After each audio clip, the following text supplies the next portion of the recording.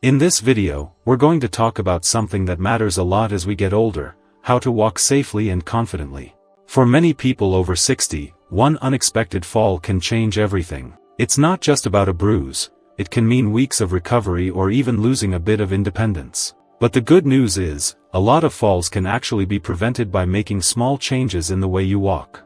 I'm going to share 6 simple walking habits that physical therapists and aging experts recommend for seniors. These habits don't require special shoes, expensive equipment, or even leaving your house.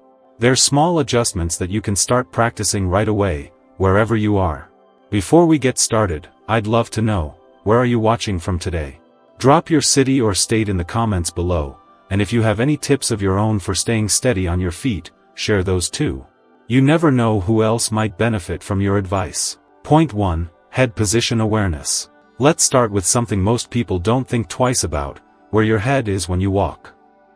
It might sound too simple to matter, but your head is like the steering wheel of your body. Wherever it goes, your shoulders, back, and hips tend to follow. If you're always looking down at the floor, your posture slowly collapses forward without you even realizing it. Over time, this puts your weight in the wrong place, shifts your balance forward, and makes your steps feel less steady. I understand why many older adults walk with their heads down. You want to see where your feet are going. You don't want to miss a step, trip over a rug, or slip on the sidewalk. It feels safer. But here's the tricky part: constantly looking down actually increases your risk of falling.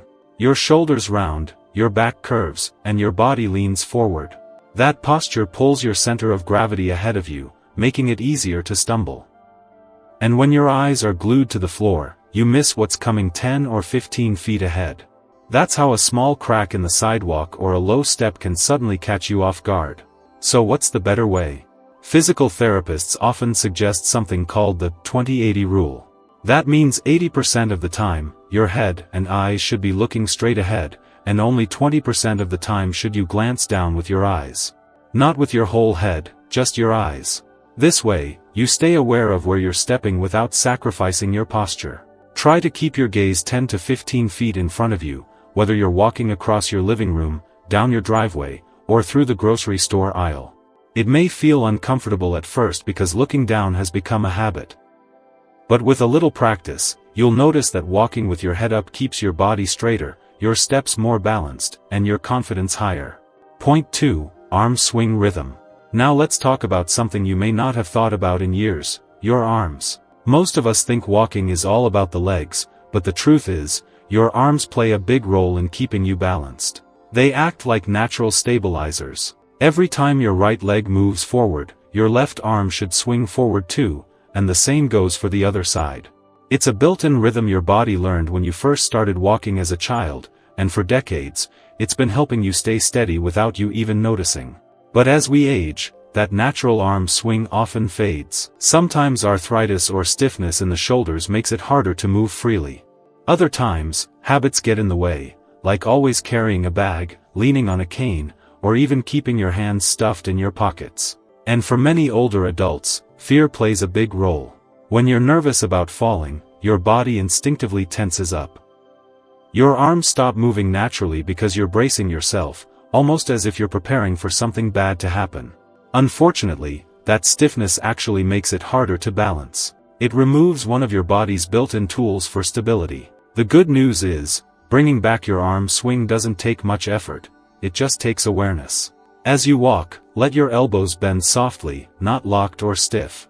Allow your arms to swing naturally at your sides, even if just a little. You don't need big dramatic movements like you're power walking in the park. Gentle, relaxed swings are enough. If one arm feels weaker than the other, that's okay. Even swinging one arm helps more than keeping both still. Some people find it useful to practice in place before heading out for a walk. Stand near a sturdy counter or table, march gently in place, and let your arms move with your steps. You can even count your steps to check if the rhythm feels even on both sides. Over time, this small habit makes a big difference. Your walk feels smoother, your balance steadier, and your body less tense. Point 3. Heel-to-toe walking. Let's shift our focus down to the feet, because how your foot touches the ground makes a big difference in balance and safety. Over the years, many older adults quietly change the way they walk without realizing it. Instead of rolling through each step from heel to toe, they start placing the whole foot down flat or sometimes even landing on their toes. It feels easier or safer in the moment, but it actually increases the risk of stumbling. Here's how walking is supposed to work. Your heel makes contact first, then your weight rolls smoothly across the arch of your foot, and finally, your toes push you forward into the next step. This pattern, heel, roll, toe, acts like a built-in shock absorber. It helps your joints, keeps your body aligned, and allows your stride to stay smooth and steady. When you skip that pattern and start shuffling or stepping flat-footed, your stride shortens, your muscles become less active, and you're more likely to trip over rugs, thresholds, or uneven ground. The tricky part is that most people don't even notice when this change happens. It becomes second nature. But the good news is, you can retrain your body to use the natural heel-to-toe motion again. One simple way is to practice slowly walking across a safe, open space in your home. As you take each step, pay attention to letting your heel touch the floor first, then let the rest of the foot roll forward. Don't exaggerate the movement, just let it flow naturally. Some people like to practice barefoot on a soft surface, like a carpet. This gives your feet extra feedback so you can really feel the roll from heel to toe. At first, it may feel a little awkward, especially if you've been shuffling for years. That's okay. Your body remembers, you just need to remind it. A few minutes of mindful practice each day can make your steps stronger, smoother, and safer. Point 4. Small steps, big safety. Now let's talk about the size of your steps. Many people don't realize that stride length has a direct effect on balance. When we were younger, taking long strides felt natural, even efficient. But as we age, those big steps can quietly work against us. Here's why. When your front foot reaches too far ahead of your body, your center of gravity shifts backward. That tiny shift puts more stress on your hips and knees and leaves you with less control if something unexpected happens, like a slippery floor or a sudden loss of balance. Smaller steps, on the other hand, help keep your body weight centered. They allow your feet to stay under you, where you're strongest and most stable. With shorter strides, your reaction time improves, meaning you can catch yourself faster if you trip or slip. You're also more likely to lift your feet properly, reducing the chance of dragging your toes on rugs or uneven sidewalks. And if you use a cane or walker, small steps make it much easier to move along smoothly without pulling yourself off balance. The best part is, this adjustment is simple to practice. Try walking across a room at your normal pace and count how many steps you take in 10 seconds. Then do it again with slightly smaller, quicker steps. If your number goes up, that's a good sign. It means your steps are shorter, and your weight is staying more centered. You might feel a bit funny at first, like you're taking baby steps, but your body will quickly adjust. Another tip is to practice in familiar spaces where you feel safe, like your hallway or kitchen. Focus on keeping each step light, centered, and steady. Over time, this becomes your new normal, and you'll find that walking feels smoother and more controlled. Remember, this isn't about walking faster or trying to cover more ground. It's about safety and stability. Point 5. Core strength, core confidence. When most people think about balance, they picture strong legs and steady feet. But the truth is, balance starts in the middle of your body, your core. The muscles in your stomach, lower back, and hips are like the foundation of a house. If that foundation is weak, everything above it feels shaky. You might notice yourself leaning on furniture, feeling wobbly when you stand, or tiring quickly after just a short walk. That isn't just your legs, it's often your core quietly losing strength over time.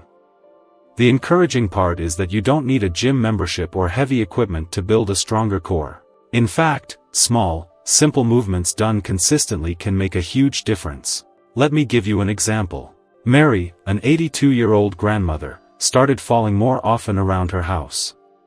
Her daughter got concerned and took her to a physical therapist. Surprisingly, the therapist explained it wasn't Mary's legs causing her problems, it was her weak core. He gave her just 2 tiny exercises: standing near a sturdy chair, lifting one foot an inch off the floor for 5 seconds, then switching, and while brushing her teeth, gently pulling her belly in just enough to feel it tighten. That's all. Within weeks, Mary noticed she felt steadier, like her body was finally holding her up again. You can try the same thing. When you're near a counter or table, lift one foot slightly off the ground and hold it for a few seconds, then switch. Or, as you move about your day, gently pull your belly button in toward your spine for a few seconds at a time. Nobody will even notice you're doing it, but your muscles will.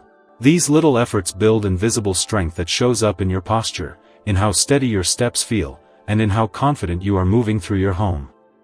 Point 6. Floor awareness and transitions. One of the sneakiest causes of falls isn't clutter or big obstacles, it's the small changes in the floor beneath your feet. A rug, a glossy tile, a doorway threshold, or even a shadowy step can all throw you off balance if you're not prepared. As we age, our depth perception and reaction times slow just a little. That's normal, but it means your brain may take a moment longer to register a change underfoot. In that tiny delay, your balance can falter. Take the story of Alan, a 78-year-old who considered himself careful and steady. One afternoon, he almost fell in his kitchen. The floor had just been cleaned and looked fine, but it was slippery. He told me it caught him completely by surprise. His feet were already moving before his brain realized the surface was slick. After that, Alan began a new habit. Every time he walked into a different room, he'd quietly say out loud what kind of floor he was stepping on: tile, carpet, wood. It sounded silly at first, but he swore it gave his body just enough warning to adjust. He hasn't had a close call since. You can try this yourself. As you move from one room to another, label the surface in your head or even softly under your breath. Step down. Rug. Tile. That tiny reminder helps your brain and body work together to prepare. Also, be extra cautious on shiny floors. They may look clean, but reflections and glare can trick your eyes, making it harder to judge depth. And if you wear bifocals, take special care when stepping off curbs or stairs. The lens change can distort the floor beneath you. Another simple trick is to pause for just one extra second when moving from a bright space into a dim hallway or stepping from sunlight into shade. That pause allows your eyes to adjust before you keep moving. It may not sound like much, but it can be the difference between a steady step and a stumble. By paying attention to the ground beneath you and giving your brain a moment to catch up, you protect yourself from unnecessary risks. Point 7. Using support wisely, not constantly. A lot of older adults rely on walls, furniture, or even holding their breath as support while moving around the house. Others resist using canes or walkers because they feel it makes them look weak. But here's the truth: using support wisely can actually protect your independence, not take it away. Think of support like a safety net. It's not there to replace your walking, it's there to give you the confidence to keep moving without fear. The key is balance. Don't over-rely on support, but don't ignore it when it can help. For example, if you feel unsteady when getting out of bed, place a sturdy chair nearby and use it for balance as you stand. In the hallway, keep a clear path so you don't need to grab furniture at random. And when you're outdoors, a cane or walker can be the difference between staying active or staying stuck at home. The important part is learning how to use support correctly. A cane should be held on the opposite side of your weaker leg, so it naturally balances your stride. A walker should move forward with small steps, not be pushed too far ahead. If you're unsure, a physical therapist can show you the proper way in just 1 or 2 sessions. Remember, tools like these don't take away your strength, they give you freedom. They help you keep walking with confidence instead of avoiding movement out of fear. And even at home, having support close by, like railings in the bathroom, or non-slip mats near the sink, can give you peace of mind. So now we've covered 7 habits that can truly change the way you move through your day. Each one may seem small on its own, but together, they add up to a powerful shift in your safety, balance, and confidence. First, you learned how head position guides your whole body.